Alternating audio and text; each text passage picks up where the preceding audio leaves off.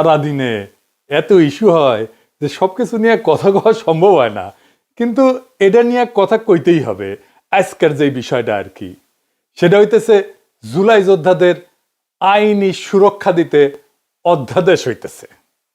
একদিন পরে ঘুম ভাঙিছে সবার। আসিফ নজরুল একদিন পরে অধ্যাদেশ বানাইতেছে। কামটা তো খুব ভালো হচ্ছে তাই না, ভালো করিচ্ছে তাই না, খুবই ভালো কাজ করছে। আসিফ নজরুল তো ভালো ছেলে, সন্ধ্যাবেলা হাত মুখ দিয়ে পড়তে বসে। হ্যাঁ, আসিফ নজরুল বাংলাদেশের মানুষদের দূর পাইছে, দূর পটাইতেছে, তাই আঙ্কারে হাতে লেমন চুস ধরাই দিচ্ছে।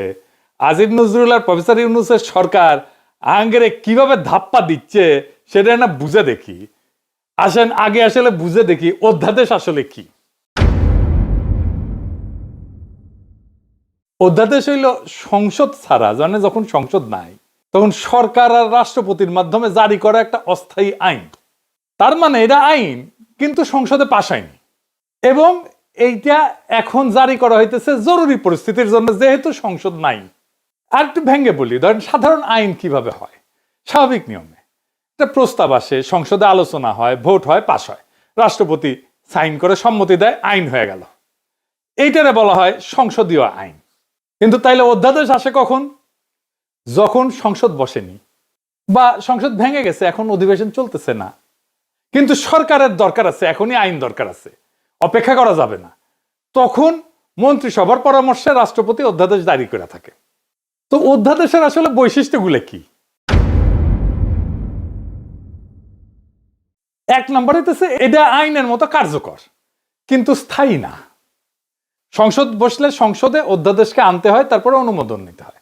অনুমোদন না পেলে অধ্যাদেশ বাতিল। মানে সংসদ কার্যকর না থাকলে, সংসদ না থাকলে রাষ্ট্র যেন অচল না হয়, সেজন্য অধ্যাদেশ, এই বিষয়টা জারি আছে। এখন ধরেন পরের সংসদ এটা পাশ করলো না অধ্যাদেশ আসিফ নজরুলের, তাহলে কি হবে? আসিফ নজরুলের কাছে উত্তর আছে? নাই। অধ্যাদেশ সংসদে পাশ হয়ে আইন হইলেও সংসদ চাইলে তো পরের দিনই নতুন আইন করে সেটা বাতিল করে দিতে পারে।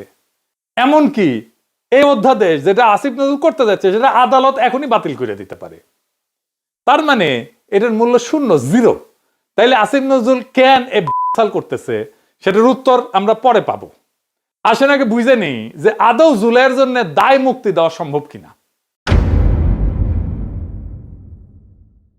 এক কথায় দেওয়া সম্ভব না, এবং দেয়া যে সম্ভব না এটার কারণ আসিফ নজরুল, তার সাথে আছে ওয়াকার, তার সাথে আছে প্রফেসর ইউনূস নিজে, তার সাথে আছে ডাক্তার জাহেদ, তার সাথে আছে বিএনপি, তার সাথে আছে তারেক রহমান। এরা সবাই এই পরিস্থিতি ইচ্ছা করে তৈরি করছে। কেন? কারণ ঘোষিত বিপ্লব ছাড়া দায় মুক্তি সম্ভব না। দায় মুক্তি কোনো আইনি ব্যতিক্রম না, এটা একটা সার্বভৌম ঘোষণা।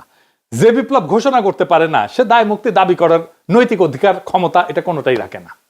ওয়াল্টার বেনিয়ামিন বিপ্লবী সহিংসতা বনাম আইন রক্ষাকারী সহিংসতা, এইটা একটা কথা বলছিলেন। একদিকে লেখেন বিপ্লবী সহিংসতা, আর একদিকে হতেছে আইন রক্ষাকারী সহিংসতা।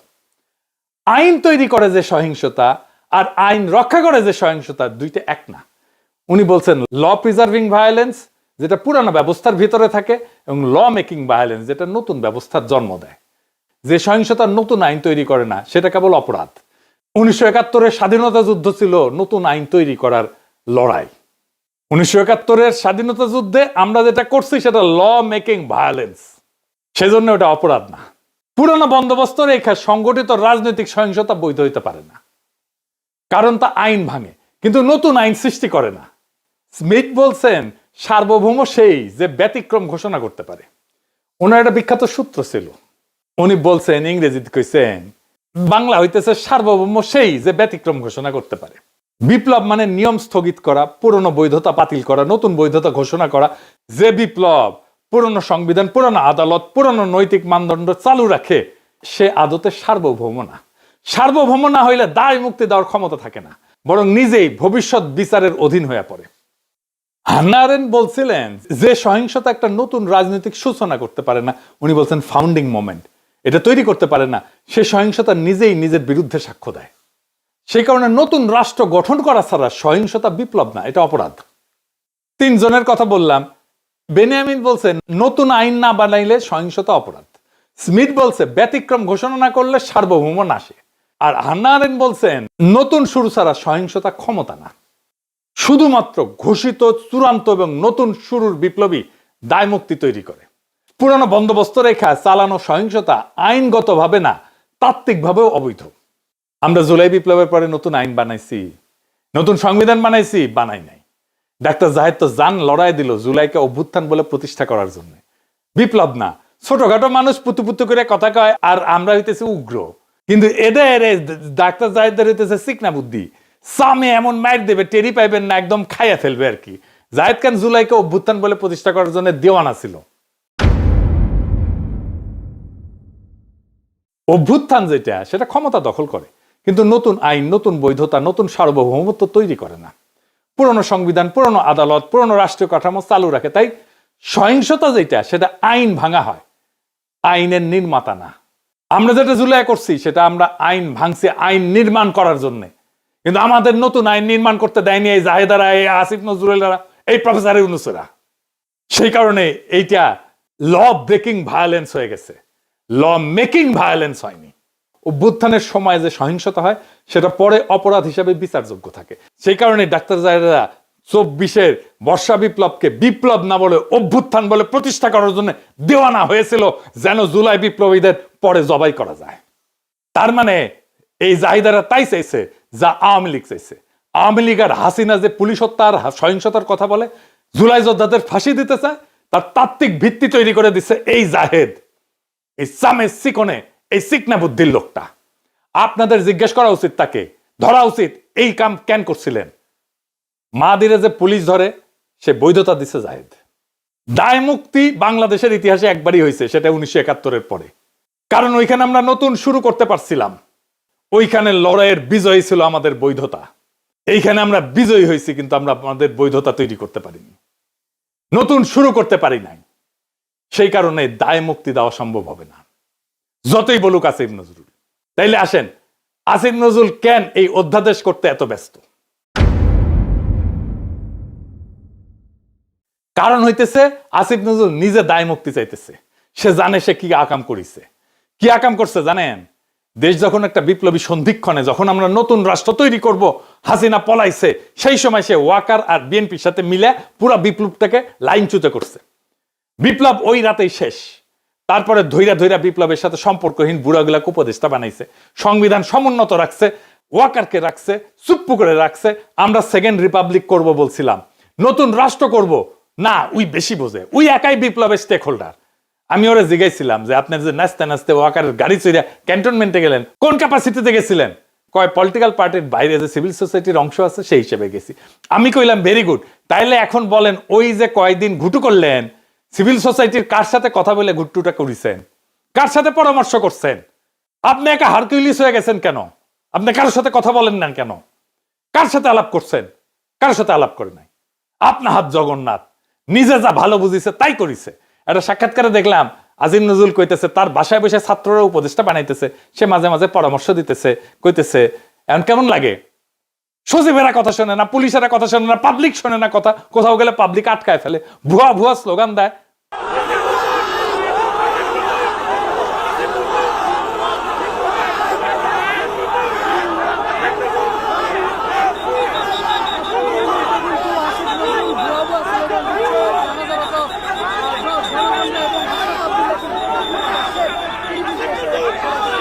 খুব মজা না?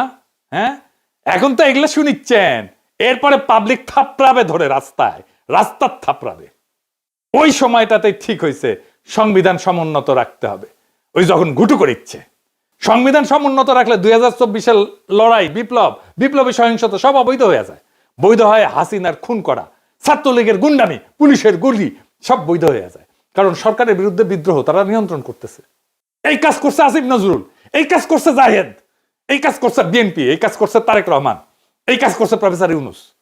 নিজে আইনের লোক হইয়া আসিফ নজরুল ওই 3 দিনে ছাত্রদের সাথে বৈশা উপদেষ্টা পরিষদ বানাইতেছে, আর ওই প্রসেসের মধ্যে দিয়া ওই ছাত্রদেরই মৃত্যু পরোয়ানা লিখতেছে আসিফ নজরুল। এখন অধ্যাদেশ বানায় লেবেন চুজ ধরায় দিতেছে। এই অধ্যাদেশ বালটা করবে। 1975-এ যারা সোহরাওয়ার্দীর বডিগার্ডের ফুটা করেছিল, তাদের জন্য সংবিধানে ইনডেমনিটি দেওয়া হয়েছিল, কাম হয় নাই। 1975-এর ওই বিপ্লবী ঘটনার পরে যেই দল বিএনপি ক্ষমতায় আসছে তারাই কর্নেল ফারুক, বজলুল হুদাকে, শাহরিয়ারকে তুলে দিচ্ছে আওয়ামী লীগের হাতে যেন ফাঁসি দিতে পারে আওয়ামী লীগ তাতে জেলে ভরে, রায় হয় নিম্ন আদালতে, আপিল চলতেছিল। খালেদা জিয়ার আমলে খালেদা জিয়ার সরকার এদের সবাইকে ছেড়ে দিতে পারতো, আইনসঙ্গত ভাবে ছেড়ে দিতে পারতো আপিল নিষ্পত্তি করে। কিভাবে জানেন? আসেন একটু বুঝে দেখি। আদালত রায় দিছিল ফায়ারিং স্কোয়াডে মৃত্যুদণ্ড। বাংলাদেশের সিভিল আদালতে ফায়ারিং স্কোয়াডে মৃত্যুদণ্ডের বিধানই নাই। রাষ্ট্র বা আদালত যদি এমন কোন পদ্ধতিতে মৃত্যুদণ্ড কার্যকর করে যেটা কোনো বিধানে নাই, আইনে নাই, যে পদ্ধতিটা আইনে লেখা নাই, তাহলে এটা টেকনিক্যাল ভুল বা কাগজপত্রের গলদ হিসাবে থাকে না। এইটা তখন সংবিধান ভাঙার বিষয় হয়ে যায়। কারণ বাংলাদেশের সংবিধান বলছে মানুষকে শাস্তি দিতে হইলে সেটা আইনের ভেতর থেকে দিতে হবে, আর্টিকেল 31। আর মানুষের জীবন কেড়ে নেওয়া যাবে শুধুমাত্র আইনসম্মত প্রক্রিয়ায়, আর্টিকেল 32। এই সীমা লঙ্ঘন করলে দুইটা কথা পরিষ্কারভাবে বলা যায়, মানে বিচারটা সংবিধানের চোখে বৈধ থাকে না। রাষ্ট্র নিজেই আইনের সীমা পাড়ায় গেছে, আইন যে ক্ষমতা দেয়নি সেই কাজ রাষ্ট্র করছে, এটা করতে পারে না। আইনের বাইরে যায় মৃত্যুদণ্ডের এমন কোন পদ্ধতিতে মৃত্যুদণ্ডের আদেশ দেওয়া মানে এটা শুধু ভুল না, এটা রাষ্ট্রের অবৈধ কাজ, আদালতের অবৈধ কাজ। খালেদা জিয়ার সরকার কিছুই করে নাই, আপিলের কাজ বন্ধ করে রাখিছিল।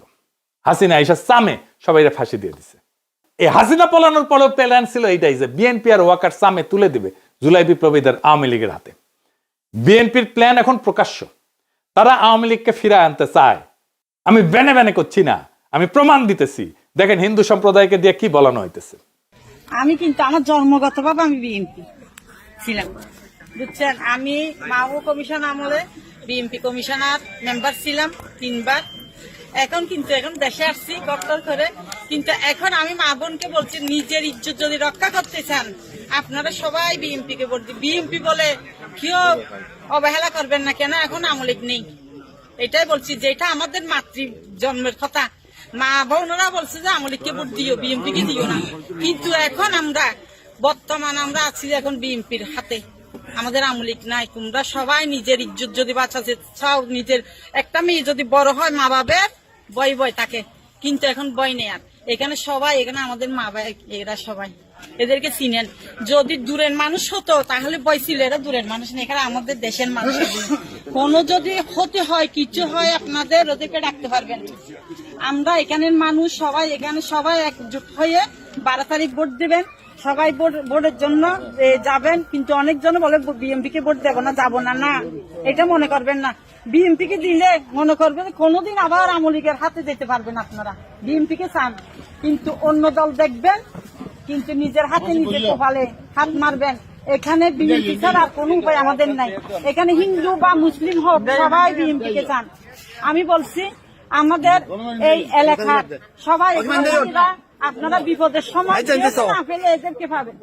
এরা এখানে কাছের লোক, এরা দূরের নাই, কেউ হারিয়ে যেতে পারবেন এখান থেকে, আমাদের হাত থেকে, কেন এগুলো আমাদের দেশের লোক। তাই আমি বলছি মা বোনকে, এখানে মহিলা হইয়ে বা পুরুষ হইয়ে ওই বিএনপি কে দেবো না, এই কথা আর বলিয়েন না। কেন আমরা এখন একটাই দল, বাংলাদেশে একটাই দল আছে, ওইটাই কোনো দল না, এটা নিজেরাই দল করছে, যে এটাকে কেউ সমর্থন দেবে না ওই দলকে। আমরাই এখন হচ্ছি যে কি সবাই বলো বিএনপি কে চাই, ভোট চাই, ধানের শীষে ভোট দেবে, এটাই আমরা চাই। আমাদের ধানের শীষে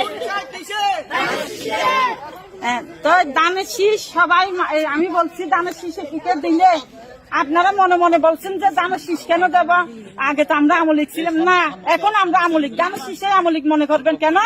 আওয়ামী লীগ আসার জন্য আমরা, এটা একটা পথ। আমরা বিএনপি কে যদি চাই, বিএনপি দেখা 10 বছর বাদ হলে আমাদের নেত্রীকে আবার আনবে, জানেন যে এটা। কিন্তু ওদের হাতে যদি চলে যায়, পাকিস্তানে চলে যেতে হবে সবাইকে, মনে করবেন। শুনলেন তো, কইতেছে আগে আমরা আওয়ামী লীগ ছিলাম, এখন আমরা আওয়ামী লীগই আছি। ধানের শীষকেই আওয়ামী লীগ মনে করবেন কেন? কারণ আওয়ামী লীগ আসার জন্য এই একটাই পথ।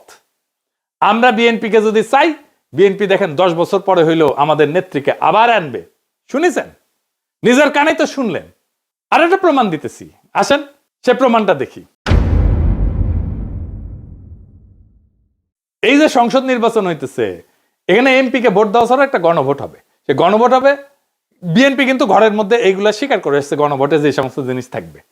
এই গণভোটে হ্যাঁ বা না ভোট দিতে হবে। হ্যাঁ ভোট দিলে কি কি পাবেন?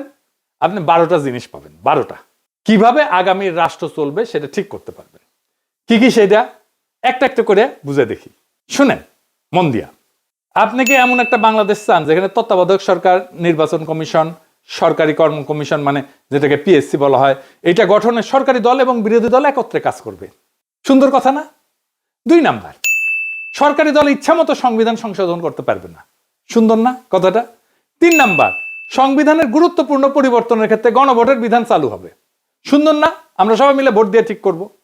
4 নাম্বার, বিরোধী দল থেকে ডেপুটি স্পিকার এবং গুরুত্বপূর্ণ সংসদীয় কমিটি সমূহের সভাপতি নির্বাচিত হবেন বিরোধী দল থেকে।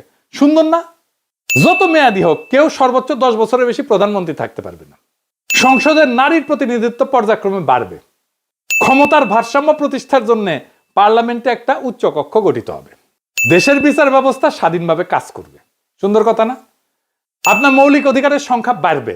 কি রকম একটা মৌলিক অধিকার হইতেছে ইন্টারনেট সেবা কখনো বন্ধ করা যাবে না, এটাকে মৌলিক অধিকার হিসেবে ঘোষণা দিবে। তার হাসিনা এটা বন্ধ করে দিছিল। দণ্ডপ্রাপ্ত অপরাধীকে রাষ্ট্রপতি ইচ্ছা মতো ক্ষমা করতে পারবে না। ফাঁসি দিলেও তো ক্ষমা করে দেয়, জেল দিলেও ক্ষমা করে দেয়।